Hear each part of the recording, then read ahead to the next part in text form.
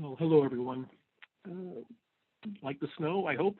It's Christmas time coming up, and this is the penultimate Mondays with Mundy for the year 2020. So thank you for joining us once again. My name is Jim Mundy. I am the historian for the Union League Legacy Foundation, and it's Christmas after all. So today's episode is going to be rather lighthearted, I hope, cheerful, fun, humorous, and it'll show a whole side of the league that most people don't get to see. So I hope you're going to enjoy it. Let's see what it looks like. All right. So I'm going to share my screen with everybody because that's what I usually do, right? Okay. There we go. All right. As you can see, I've got to do that. I do that twice, and now we've got it. All right. Oh, that wasn't supposed to happen. Okay, here we go. All right, the Kindergarten Club at Christmas. So what is the Kindergarten Club? It is a club within the club itself. And you may remember earlier in the year we talked about organizations called club tables that are kind of like fraternities and sororities inside the Union League itself, the membership itself. Social, fun, but the Kindergarten Club is now the oldest existing of these inner clubs at the league. And they have a lot of fun at Christmas. So I thought we would take a look at it and see what happens. Here we go. All right. Now, this might seem strange, but this is the scene of the crime. And what do I mean by that? Well, in 1896, a group of young members were in the billiard pool room, what they call the game room, maybe at that point in time. And this is what it looks like in 1887. So it hadn't changed in 10 years. So they were in there frolicking around, and apparently they were making too much noise. And so they upset some of the older members who went over to them and admonished them for acting like a bunch of kindergarten kids. Well, you know what happens next. They take that seriously, and so they decide right then and there that they're going to create this little group of members, and they would call themselves the Kindergarten Club. That's literally how it got started, and they are still around to this day.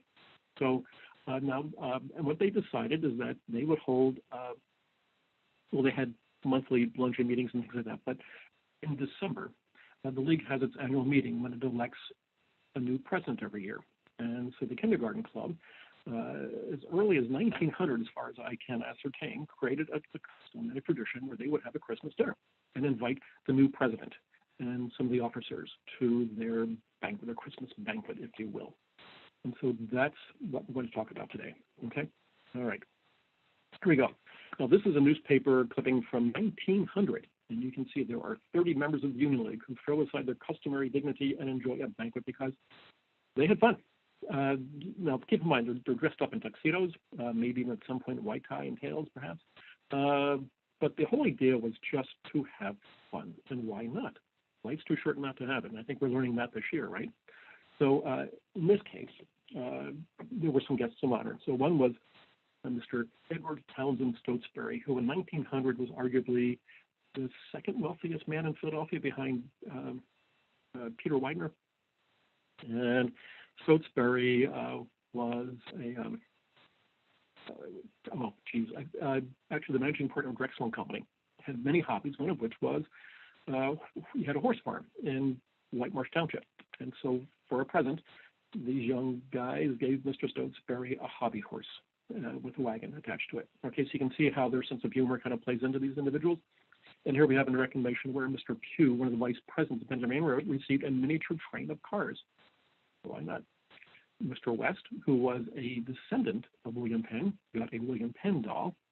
And it says the former Judge Dimmer Beaver, who was the recognized official mouthpiece of the Union League, was presented with a tin horn. Okay, so these guys have a sense of humor, and that sense of humor continues to this very, very day. So 1900 is the earliest that we know about this banquet. And this is the menu from 1900, hand-painted, beautifully done, with the punch bowl being held. And after all, here's to your good health. And that's what punch does, right? This is the inside, and there you can see Joseph Darlington, who was then the league president, who just been elected, and so this dinner was in his honor. And there you go. All right, and this was the menu. And I showed this because in the upper right-hand corner at the top, you can see the little cheerleader have rah, rah, rah, whisk, poo, bah, kindergarten, kindergarten, rah, rah, rah. I wonder if they still sing that to this day. We'll have to ask them and see what they say. But interesting menu, though. Rockaways or oysters, right? clear turtle soup, Spanish mackerel, sweetbreads, and then a filet of beef, filet de boeuf, as they had it printed there, with a digestif of sorbet, then followed by quail, lettuce, and cheeses, and puddings and demi-tasse, and of course they always drink. So in the lower right-hand corner, Amontillado, so they've got Clicquot, which was champagne, cigarettes, cigars, cordials, and things like that. So they didn't starve or go thirsty. This is the menu from 1901, beautifully hand decorated again. And this is now at this point you can see these Christmas dinners are making the news. It's not that there wasn't enough stuff going on in Philadelphia either, believe me, but these are making the news because the Union League is one of the most important institutions in the city of Philadelphia at this point in time. And its members were made up of the leading industrialists, civic leaders, politicians, educators, lawyers, doctors, insurance executives, bankers, you name it. They were all members of the League. And so these are the men who are going to be dressing up for these parties. And so it's news. So here you go. So as you can see, the members of the Kindergarten Club left dignity behind at annual dinner. And again, gets presented with toys. So, but as you can see in the lower right-hand corner, were the two baby members. So apparently at this point, they created a custom where the new members are inducted as the babies of the group. And they wear baby outfits, and they have baby bottles, and they are embarrassed as much as they can be. So this is a tradition that is beginning and continues to this day. So, and this is the 1902 menu, again beautifully hand decorated. And this is 1905, and just to look at this array of toys and things like that. So, and at this point, they would have their dinner in a room called the banquet room, and the table would take up the whole room. And the table was just filled with all these presents and toys and things like that. That would then be given to children's charities, though. Okay, so this is 1905, and again, you can imagine what this was like. It must have been a heck of a good time. All right, now we go from 1905. We go to 1932, and over the years they developed these themes for these Christmas parties. And apparently, in 1932, it was the Orient because they're getting dressed up in kimonos. And in this case, one of the most prominent judges in all of Philadelphia, Harry Sylvester McDevitt, the president of Common Pleas Court Number 1, known as Hanging Harry, for a number of reasons, but I think it's more of a nickname than anything else. But again, one of the more prominent jurists in Philadelphia at this point was a guest of honor. And as you can, I will read it because it's easy, just in case you can't. And it said that the official guest of the evening was Judge Harry S. McDevitt, recently elected to the League's board of directors. So he's obviously a member of the League. He may look somber in his traditional robes, but as a geisha girl, yo-ho. So it goes on and on and on. And that's the kind of fun they were having. And that's the kind of, and these are men who apparently were not afraid to embarrass themselves either. So, as we're about to see. So this is 1935, all right? And this is when Judge McDevitt was admitted to membership in the Kindergarten Club. And you can see there he is in his baby outfit. He's all dressed up and ready to go. And he's holding his little toy stuffed dog. So isn't that cute? I love it. But again, these are not, again, the most prominent people in Philadelphia. And the other interesting thing too is that these stories are being picked up on wire services and spread all across the country. So they're not just being embarrassed in Philadelphia, they're being embarrassed from coast to coast across the entire country, which I think is, again, you're going to see the result of that in just a minute, though. So, and here we have the actual photograph that shows Judge McDevitt. He was quite a character. Went to University of Pennsylvania Law School, graduated in 1914, and then would be appointed. Well, that was he was appointed. Actually, he graduated earlier than that, but he was appointed to the first court by Pennsylvania Governor William Cameron Sproul in 1914, and he would be elected for 10-year terms repeatedly in 1923, 33, and 43. He would die in 1950, so he died as a judge. Was known for treating hardened criminals harshly, and for those who were of lesser guilt, shall we say, then he had some leniency for them. So he had a hard side of his heart and a soft side of his heart. Also very much involved with loved baseball, and was a friend of Connie Mack. I think they were neighbors actually in West Non Airy. So really quite a character, and knew how to laugh at himself. Now, this is 1935 as well, and you can see they're still having a good time. And on the right-hand panel, the gentleman with his hand raised is E.T. Stotesbury himself. Now, he would die in 1938, so he's in his 80s at this point. But he is one of the senior bankers in the country, one of the most esteemed financiers in America. And he was having fun. And Stotesbury, when he was a young man, even before he was a teenager, maybe around 12 or maybe 13, joined a Union regiment during the American Civil War as a drummer boy. And so every year at these banquets, he would play a drum, because they always gave him a drum because of that. And he would play at other occasions as well throughout the city, not just at the Union League. But what would happen is that the 1935 story, again, hit the wire services, went across the country, and a lady in Kansas City read about it. And so she wrote to Stotesbury. And this is what he looked like in 1936 at the dinner. You can see he's not having any fun. And that's because she said that, judging by the way that these men carried on in an undignified manner, that Stotesbury, given who he was and what he was, should be ashamed of himself. And at his age, on top of all of it. So at the 1936 dinner, you can see the drum in front of him. Stotesbury wouldn't play it. He just said, I'm not going to make fun of myself anymore nationally. So, and that was that. But stuff there. Now we're moving to 1940, and things are getting a little raucous. Okay, 6 new babies were being admitted to membership that year, and these guys are characters, as you can tell. Some have a little bit more sense of humor than others, but it included.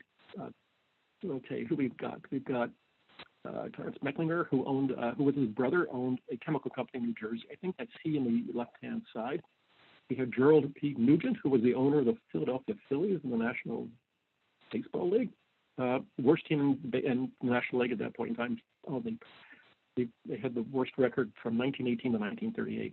Horrible team. And Nugent was doing everything he could, but just didn't have the financial resources to make it work. I think that's he second from the left. Going from left to right, then we have Henry Hollowell. You'll see him a few times. And he was in investments. William Buchanan Gold Sr. on the far right-hand side in the glasses was involved with, I believe it was ESB, electric storage battery.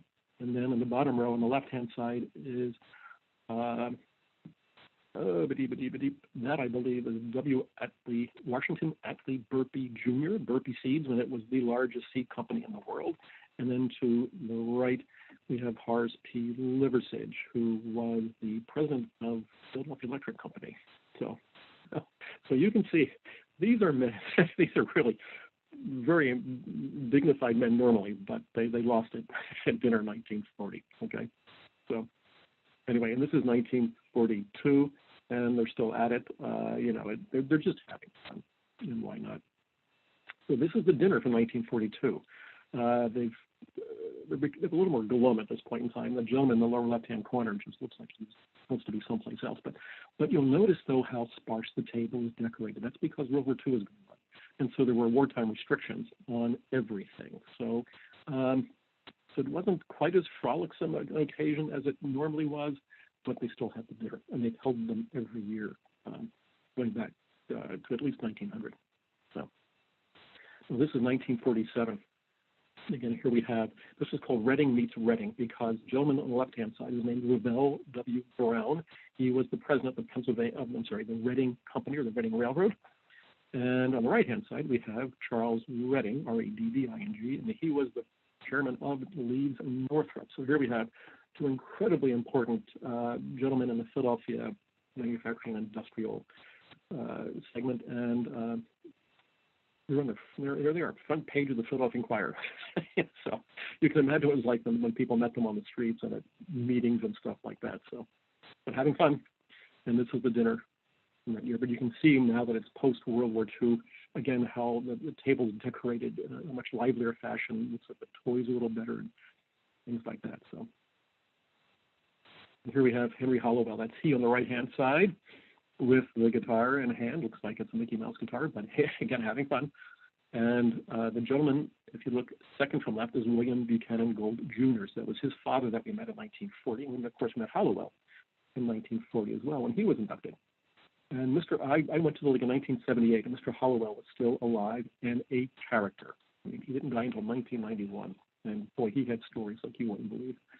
So you can see he really enjoyed himself at these events. And this is that was 1956. This is the dinner 1957. So you can see how much better things were at that point in time, and they really went all out to decorate that table. Look at that. That's just great stuff. And here we have, and there's Mr. Hollowell again. And I put this in, though, for two reasons. Well, because Mr. Hollowell is in there, back right-hand corner, right? But look at the three babies that year. The gentleman in the lower left-hand, on the left-hand side, just, it's like, if he's not having a good time, why is he there? He's just grumpy as can be. So, anyway, at least he looks to be grumpy. And I think the guy behind him's trying to say, hey, cheer up a little bit. You know, we're supposed to be having fun. So, be that as it may. And I love this one. And again, this is 1960, I believe. And I just love the expression of the gentleman in the chair because he has one of the babies on his knee.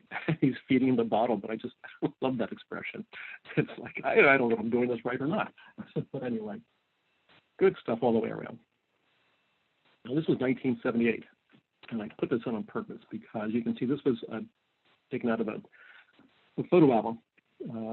So in the upper right-hand corner, the baby that year was none other than the former general manager of the Union League, Daniel M. Lehman. And Mr. Lehman had retired in June of 1978. He was made an honorary member of the league, and so in 1979 he was admitted to the kindergarten club. And he's in good company there because the gentleman on the far left-hand side is George M. Broadhead, a former president. Next in line you have Edward Dwyer. Broadhead was a lawyer. Dwyer, at that point, was the chairman of the Electric Storage Battery. And I think he was retired at that point, 1979. And there's Mr. Lehman, who had worked at the league for almost 50 years and is one of the most honored managers. I mean, he was known throughout the United States as manager of the year, things like that. Really, really wonderful gentleman. And then on the right-hand side is Burton Etherington, who was the league president in 1975 and 76. So, but all good fun, as you can see. So, and here we have 1995. This is, I tend not to show pictures with members who are still alive just because you get some feedback on them, but this one was too good to pass up. You can see the two babies lying down.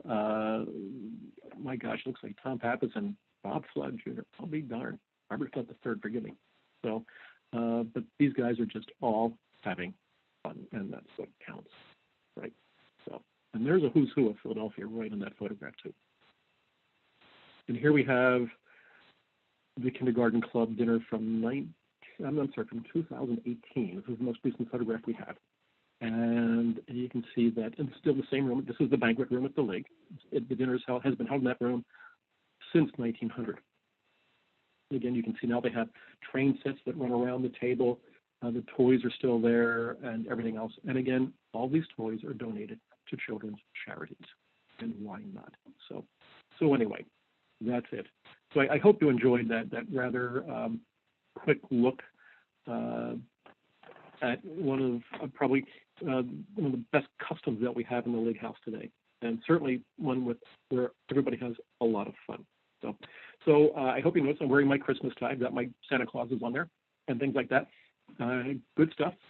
So this video is being shown for the first time on December the 21st. So it's Christmas week. So wish everybody just a happy holiday season.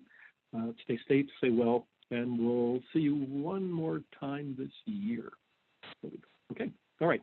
Thanks for joining us. And thanks to the Legacy Foundation once again for bringing another episode of Mondays with Mundy. Goodbye and stay well.